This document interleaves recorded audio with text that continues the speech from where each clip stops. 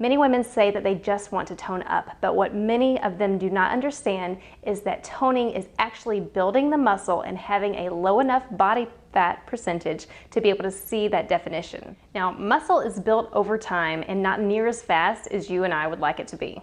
So many up the cardio thinking that they have to do all the cardio, burn all the calories, sweat buckets, leave it all on the floor, and leave nothing in the tank, or they didn't work hard enough to get to their goal of toning. Now, there's a lot of strength training out there that's really cardio, and people don't know that because they're just picking up the weights and they think if I have a dumbbell in my hand, it's got to be strength training. Not necessarily.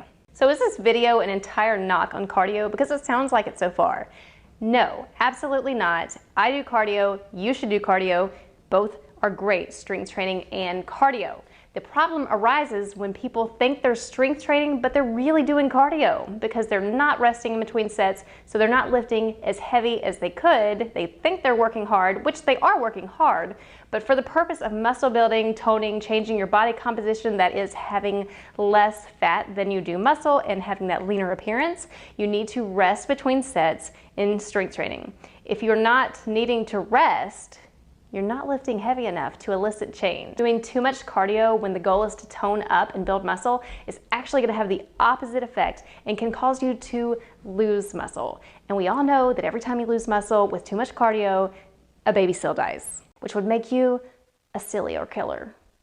Your body will really start to work against you if you were doing too much cardio or exercise in general. And just a few of those things: increased appetite, therefore you're consuming more calories, which will make weight loss harder. Your metabolism can start to go down because you're losing muscle.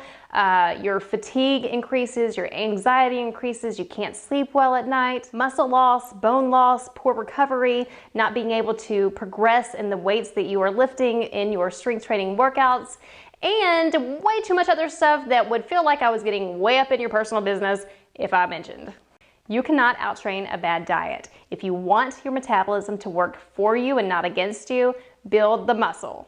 You might feel like you are lifting with all of the intensity and that you're working really hard, and I don't deny that. But if you allowed yourself to recover, you would be surprised at how much your body composition would improve because you are fully recovered. Remember this: more is not better, better is better. Smart strength training, which allows for progressive overload, will change your body composition more than anything that you can do, besides nutrition still being number one. Make sure you're lifting heavier, or getting better at, or doing harder variations of things over time, and not just doing random workouts. That will get you nowhere fast. Just don't say that strength training doesn't work if you're not willing to lift consistently for several months, eat adequate protein and calories, and recover well. If you really try this and change everything that you know, and I know it's hard, but if you trust the process, this could change your life and even change your relationship with food. And the best part of it all, in my opinion, is that you'll have so much more time to do the things that you really love outside of the gym.